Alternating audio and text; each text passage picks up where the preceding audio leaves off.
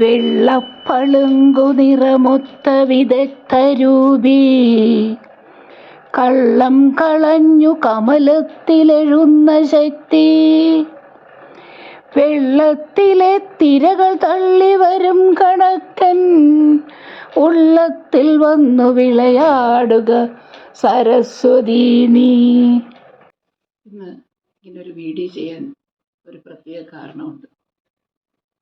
കുറേ സുഹൃത്തുക്കൾ എന്നെ വിളിച്ചിട്ട് നവരാത്രി പൂജയെക്കുറിച്ച്, അതിൻ്റെ ഉത്ഭവത്തെക്കുറിച്ച്, അല്ലെങ്കിൽ അത് കഥയായിട്ട് പറഞ്ഞു കൊടുക്കണമെന്ന് പറഞ്ഞു.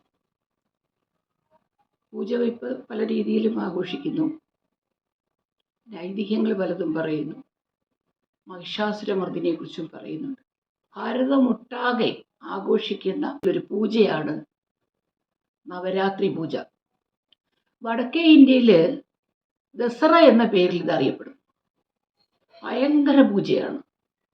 ദസറ ആഘോഷം എന്ന് പറഞ്ഞു 10 ദിവസത്തെ അവധിയൊക്കെയാണ് അവിടെ ഉള്ളത്. അതുപോലെ തന്നെ നമ്മൾ തമിഴ്നാട് ഏരിയയിലേക്ക് വന്നു കഴിഞ്ഞാൽ ദുർഗാപൂജയായിട്ട് അത് ചെയ്യപ്പെടുന്നു. കേരളത്തിൽ നവരാത്രിയായിട്ടും ആഘോഷിക്കുന്നു. ഏത് പേരിലാണെങ്കിലും ഈ 9 ദിവസവും പൂജ ചെയ്യുന്ന വേറൊരു പൂജയും ഇല്ല എന്ന് തന്നെ പറയാം. ശിവരാത്രി അല്ലെങ്കിൽ ജന്മാഷ്ടമി, അഷ്ടമി രോഹിണി, അതുപോലൊക്കെയുള്ള ഏത് പൂജയും ഏത് ആചാരങ്ങളും ആഘോഷങ്ങളുമെല്ലാം ഒറ്റ ദിവസം കൊണ്ട് അവസാനിക്കുന്നതാണ്. നവരാത്രി മാത്രമാണ് എല്ലാവരും ഒരുപോലെ ആഘോഷിക്കുന്നതും 9 ദിവസത്തെ ആഘോഷം നടത്തുന്നതും. ഈ 9 ദിവസം ആഘോഷിക്കുമെങ്കിലും കുറേ അധികം ആൾക്കാർക്കും ഇതറിയില്ല എന്നുള്ളതും സത്യമാണ്. പൂജ വയ്പ്പ് അല്ലെങ്കിൽ വിജയദശമി എന്ന് പറയുന്ന ഒരു ചെറിയ കാര്യത്തെക്കുറിച്ച് അറിയാം. എത്ര തന്നെ ധനമുണ്ടായിക്കോട്ടെ, എത്ര തന്നെ സമ്പത്തുണ്ടായിക്കോട്ടെ, എല്ലാ വലിയ വീട് കാറും എല്ലാം ഉണ്ടായിക്കോട്ടെ, വിദ്യയില്ലെങ്കിൽ തന്നെ, ബുദ്ധിയില്ലെങ്കിൽ നമുക്ക് എന്താണ് സംഭവിക്കുക? ബുദ്ധി പോരാഞ്ഞിട്ട് നല്ല ബുദ്ധിയില്ലെങ്കിൽ എന്ത് സംഭവിക്കും? അതാണ് ഇവിടെ നമ്മൾ ആലോചിക്കേണ്ട ഒരു കാര്യം. എന്തായാലും വിജയദശമി എന്ന് പറയുമ്പോൾ മഹിഷാസുരമർദ്ദിനിയെ ആരാധിക്കുന്ന ദിവസമാണ്. ആദിപരാശക്തിയായ അമ്മയെ നമ്മൾ വിവിധ ഭാവത്തിലാണ് ആദിപരാശക്തിയെ 9 ദിവസങ്ങൾ 9 ഭാവത്തിൽ ആരാധിക്കുന്നു. ഈ 9 ഭാവത്തിൽ ആരാധിക്കുന്നതും ആദിപരാശക്തി മഹിഷാസുരമർദ്ദിനി ആയതിൻ്റെ പിന്നിലും ഒരു കഥയുണ്ട്. മുനിമാരൊക്കെ ജീവിച്ചിരുന്ന ഒരു കാലഘട്ടത്തിൽ വരമുനി എന്ന് പറയുന്ന ഒരു മുനി ഉണ്ടായിരുന്നു. വരമുനി അഹങ്കാരിയും അല്ലെങ്കിൽ ദേഷ്യവും അത്തരം ആരെയും അധികം എന്താ പറയുക റെസ്പെക്റ്റ് കൂസാത്ത ഒരു പ്രത്യേകതരം സ്വഭാവത്തിനുടമയായ വരമുനി, അദ്ദേഹം ഒരിക്കൽ ഒരു മരത്തിൻ്റെ ചുവട്ടിൽ അങ്ങനെ ഇരിക്കുമ്പോൾ അഗസ്ത്യൻ എന്ന പേരായ മറ്റൊരാൾ വഴി കടന്നു വരുന്നു. ഇത് കാണുന്നുണ്ട് വരമുനി, ഇത് കാണുന്നു. അഗസ്ത്യൻ്റെ വരവും ഒക്കെ കാണുകയാണ്. ഈ അഗസ്ത്യനെ നമ്മുടെ വരമുനി ശ്രദ്ധിക്കുന്നില്ല. കാണാത്ത ഭാവത്തിൽ ഒരു നിസാര മട്ടിൽ വരമുനി അങ്ങനെ ഇരിക്കുക. അത് പോരാഞ്ഞിട്ട് അദ്ദേഹത്തെ ഇളിഭ്യനാക്കുന്ന രീതിയിൽ ആക്ഷേപിക്കുകയും കളിയാക്കി ചിരിക്കുകയൊക്കെ ചെയ്യുന്നുണ്ട്. ഏതൊരു സാധാരണക്കാരനെയും പോലെ അഗസ്ത്യനും അത് ഇഷ്ടപ്പെടുന്നില്ല. ദേഷ്യം വരികയാണ്. വരമുനിയുടെ അടുത്ത് വന്നിട്ട് ഇത് പറയുന്നു, ഇങ്ങനെയൊക്കെ കളിയാക്കി ചിരിച്ചതല്ലേ, നീ ഒരു മഹിഷാസുരനായി ജനിക്കട്ടെ എന്ന് ശാപവും നൽകി. അതൊക്കെ പെട്ടെന്ന് ശാപം, അന്നത്തെ കാലം ഒന്ന് പറഞ്ഞാൽ രണ്ടാമത്തേന് ശാപം വരുന്നൊരു കാലഘട്ടം. തീർച്ചയായിട്ടും ശാപം ഫലിക്കുന്നു. വരമുനി മഹിഷാസുരനായി മാറുന്നു. മഹിഷാസുരൻ എന്ന് പറയുമ്പോൾ മനുഷ്യൻ്റെ ഉടലും മഹിഷത്തിൻ്റെ തലയും, പോത്തിൻ്റെ തല, അങ്ങനെ രൂപം കൊണ്ടു. ഇവിടെയും വരമുനി ശാപമോക്ഷത്തിനായി പ്രാർത്ഥിക്കുന്നു, പറയുന്നു. അപ്പോൾ മോക്ഷം നൽകി എങ്ങനെയെന്ന് വെച്ചാൽ, നീ ഒരു ദൈവത്തിൻ്റെ കരങ്ങളാൽ തന്നെ ഇല്ലാതാകും, അന്നേ നിനക്ക് വീണ്ടും മോക്ഷം ലഭിക്കുകയുള്ളൂ. എന്തു തന്നെയായാലും മഹിഷാസുരൻ ഭൂമിയിൽ ജനിച്ചു. ഭൂമിയിൽ പിന്നെ അക്രമങ്ങളുടെ തേരോട്ടമാണ്.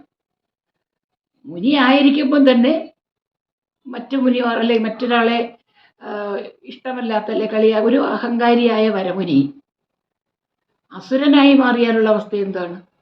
മറ്റ് മുനിമാർക്ക് ഒരു സ്വസ്ഥത കൊടുക്കാത്ത അക്രമകാരിയായ ഒരു മഹർഷി, അസുരൻ തേർവാഴ്ച തുടങ്ങി എല്ലാ നശീകരണങ്ങളുടെയും എല്ലാ മൂർത്തിമത് ഭാവമായ ഒരു ക്രൂരതയുടെ മൂർത്തിമത് ഭാവമായ അസുരനായി മാറി മനുഷ്യൻ.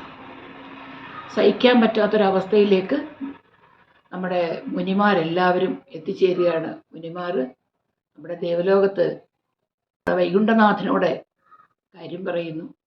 അദ്ദേഹം പരാശക്തിയെ കാണാനായി പറയുന്നു. ആദിപരാശക്തി ദേവമാതാവിനെ സമീപിക്കുകയാണ്. കാര്യങ്ങളെല്ലാം പറഞ്ഞു മനസ്സിലാക്കി സഹായിക്കും എന്ന് വാക്കും നൽകി. അങ്ങനെയാണ് ദേവമാതാവ് ആദ്യ ദിവസമായ മഹിഷാസുരനെ വധിക്കാനായി ഭൂമിയിലേക്ക് വരുന്നു. ആദ്യ ദിവസം ശൈലപുത്രിയായി അവതരിക്കുന്നു.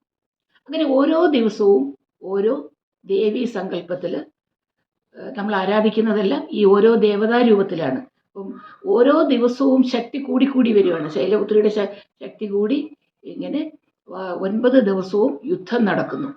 8-ാം ദിവസം 9-ാമത്തെ ദിവസം വിജയശ്രീ ലാളിതയാകുന്നു. മഹിഷാസുരനെ മർദ്ദിച്ച് വധിച്ച് വിജയം കണ്ടെത്തി വരുന്ന വിജയ ആഘോഷമാണ് വിജയദശമി ആഘോഷം. 8 ദിവസം 9 ദിവസം നീണ്ടു നിൽക്കുന്ന ദേവിയുമായിട്ടുള്ള യുദ്ധം എന്ന് പറയുമ്പോൾ നമുക്ക് സങ്കല്പിക്കാൻ പോലും അത്ര ഘോര യുദ്ധമാണ്. മറ്റൊരാൾക്കും ഈ മനുഷ്യനെ വധിക്കാനും പറ്റില്ല, ദേവിക്ക് മാത്രമേ പറ്റുകയുള്ളൂ. അങ്ങനെ വിജയദശമി ദിവസമായ അന്നാണ് മഹിഷാസുര വധവും കഴിഞ്ഞ് തിരിച്ചു വരുന്ന ദേവിയെ ജനങ്ങൾ എല്ലാ അർത്ഥത്തിലും ആരാധനയോടെ കൊണ്ടുവന്ന് പൂജിക്കുന്ന ഒരു സന്ദർഭം. ഈ ദേവി സരസ്വതി രൂപത്തിലാണ് നമ്മൾ ആരാധിക്കുന്നത്. എല്ലാ വിദ്യയുടെയും എല്ലാത്തിൻ്റെയും നന്മയായ ബുദ്ധി ഉണ്ടാകാനുള്ള വരം തരുന്ന ദേവി. അപ്പം വിദ്യാർത്ഥികളെല്ലാം ആരാധിക്കണം, തൊഴിൽ ചെയ്യുന്നവരെല്ലാം ആരാധിക്കണം. എന്ത് തൊഴിൽ ചെയ്താലും അതിനൊരു ഉപകരണം, ഒരു ടൂളുണ്ടാകും. അപ്പോൾ കമ്പ്യൂട്ടർ വർക്ക് ചെയ്തൊരു കമ്പ്യൂട്ടർ അവരുടെ ഉപകരണമാണ്. കിളയ്ക്കുന്ന ഒരാൾക്ക് മൺവെട്ടിയോ കുന്താലിയോ പിക്കാസോ ഒക്കെ അവരുടെ ഉപകരണമാണ്. ഇതിനെല്ലാം മൂർച്ച വരണം, കുറച്ചുകൂടെ ശക്തി തേഞ്ഞ് ഇല്ലാതാകില്ലേ. ആ എളുപ്പത്തിനാണ് നമ്മുടെ ബുക്കും എളുപ്പം നമുക്ക് ബുദ്ധി കൂടാനും. അപ്പം ഓരോന്നിനും ഓരോ കമ്പ്യൂട്ടറിന് അതിൻ്റെതായ രീതി, കത്തിക്കത് അല്ലെങ്കിൽ പിക്കാസിനും മമ്മട്ടിക്കും അത് മറ്റൊരു രീതി. നമ്മുടെ വിദ്യാർത്ഥികൾക്കും മറ്റുള്ളവർക്കും എന്താണ്? വിദ്യയാണ്, ബുദ്ധിയാണ് വേണ്ടത്. പഠിക്കുന്ന പുസ്തകങ്ങൾ പൂജ വെക്കുന്നു, അതിലേക്ക് സരസ്വതി ദേവിയെ ആവാഹിച്ചു കൊണ്ടുവരികയാണ്. 3 ദിവസം വിരുന്നിനായി വരുന്നത്, വിരുന്നുകാരിയായി കൊണ്ടുവന്ന് നമ്മൾ ആരാധിക്കുകയാണ്, നമ്മൾ സ്വീകരിക്കുകയാണ്. കൊണ്ടുവന്ന് ഏറ്റവും നല്ല വാസസ്ഥലം, ഇരിപ്പിടം കൊടുക്കുന്നു. അവിടെ നമ്മൾ ദേവിയുടെ ഒരു വിഗ്രഹമോ അല്ലെങ്കിൽ ഫോട്ടോയോ വെക്കുന്നു. അത് ഏറ്റവും അനുബന്ധമായി അലങ്കാരങ്ങൾ എന്ത് വേണമെങ്കിലും ചെയ്യാം. അങ്ങനെ അലങ്കരിച്ച ദേവിയുടെ ചിത്രം അല്ലെങ്കിൽ ദേവിയുടെ വിഗ്രഹം അല്ലെങ്കിൽ പൂർണ്ണകുംഭം ഇവയെല്ലാം വെച്ച് വിളക്ക് കത്തിച്ച് 2 നേരവും ആരാധന നൽകുക, 2 നേരവും ഭക്ഷണം കൊടുക്കുക. അതൊക്കെ ചെയ്യേണ്ടതാണ്. ഇങ്ങനെ ചെയ്യുമ്പോഴാണ് യഥാർത്ഥത്തിലുള്ള ആ ഒരു കർമ്മം പൂർത്തീകരിക്കപ്പെടുന്നത്. സരസ്വതി ദേവിയെ നമ്മൾ ആരാധിക്കുന്നെങ്കിൽ ദേവിയുടെ പ്രധാന ഭക്ഷണങ്ങളെക്കുറിച്ച്, പ്രത്യേക ഇഷ്ടവിഭവങ്ങളെക്കുറിച്ചും പറയുന്നുണ്ട്. ദേവിക്ക് ഏറ്റവും കൂടുതൽ മധുര പലഹാരങ്ങളും ത്രിമധുരം പാൽപ്പായസം ഇത്തരം സാധനങ്ങളൊക്കെ ഇഷ്ടമാണ്. ദേവിയെ നമ്മൾ കൊണ്ടുവന്ന് വീട്ടിലിരുത്തി പ്രാർത്ഥിക്കുകയാണ്, ഇഷ്ടമുള്ളതെല്ലാം കൊടുക്കുകയാണ്. നമ്മുടെ ദേവി നമ്മുടെ വീട്ടിലെത്തിയിരിക്കുന്നു. നമ്മൾ രാവിലെ എഴുന്നേൽക്കുന്നു, കുളിച്ചൊരുക്കി ദേവിക്ക് പൂജ ചെയ്യുന്നു. അപ്പോൾ പ്രസാദം നൽകണം. വിശപ്പില്ലേ, വിശപ്പിനുള്ള ഭക്ഷണം കൊടുക്കുക, നമ്മൾ തൃപ്തിപ്പെടുത്തുകയാണ്. ആ ഭക്ഷണമെല്ലാം കൊടുത്ത് അത് നമ്മളും കഴിച്ച് വരുന്ന ആളുകൾക്കും അത് കൊടുക്കുകയാണ്. വരുന്നവർക്ക് നമുക്കിഷ്ടമുള്ള നല്ല മധുരപലഹാരങ്ങൾ കൊടുക്കാം, പ്രസാദങ്ങൾ കൊടുക്കാം. അതുപോലെ വൈകുന്നേരങ്ങളിലും ഈ പൂജ ഇതുപോലെ തന്നെ ചെയ്യണം. ഈ സമയത്ത് നമുക്ക് നവരാത്രി വിഗ്രഹങ്ങൾ ആരാധനയ്ക്ക് വെക്കുന്ന സമയത്ത്, പൂജ വെക്കുന്ന സമയത്ത് അഖണ്ഡ വിളക്ക് കത്തിക്കാം. അഖണ്ഡ വിളക്ക് എന്ന് പറയുമ്പോൾ അണയാതിരിക്കുന്നവർ 9 ദിവസവും നെയ് വിളക്ക് കത്തിച്ചു വെക്കാം. ചെറിയൊരു തട്ടത്തിൽ കത്തിച്ച് അണയാതിരിക്കണം. അതല്ലെങ്കിൽ സാധാരണ വിളക്ക്. നെയ് വിളക്ക് എപ്പോഴും വളരെ മഹത്തായ കാര്യമാണ്, നല്ല കാര്യമാണ് നെയ് വിളക്ക് കത്തിക്കുന്നത്. അപ്പം അങ്ങനെ പറ്റുന്നവർക്ക് അത് ചെയ്യാം, അല്ലാതുള്ളവർക്ക് സാധാ വിളക്ക് കത്തിക്കാം. 2 നേരവും പൂജ നൽകുക. എല്ലാ ഉപകരണങ്ങളും പൂജയ്ക്ക് വെക്കുക. പൂജയ്ക്ക് വെച്ച് ദേവിക്ക് ഇഷ്ടമുള്ള വിഭവങ്ങളെല്ലാം ഉണ്ടാക്കി കൊടുക്കുന്നു. വിജയദശമിയുടെ അന്ന് പൂജ ചെയ്ത് ബുക്കെടുത്ത് നന്നായി വായിക്കുക. ഇത് പഠിക്കുന്ന കുട്ടികൾക്ക് പ്രത്യേകിച്ചും ബുദ്ധിയാണ് ആവശ്യം.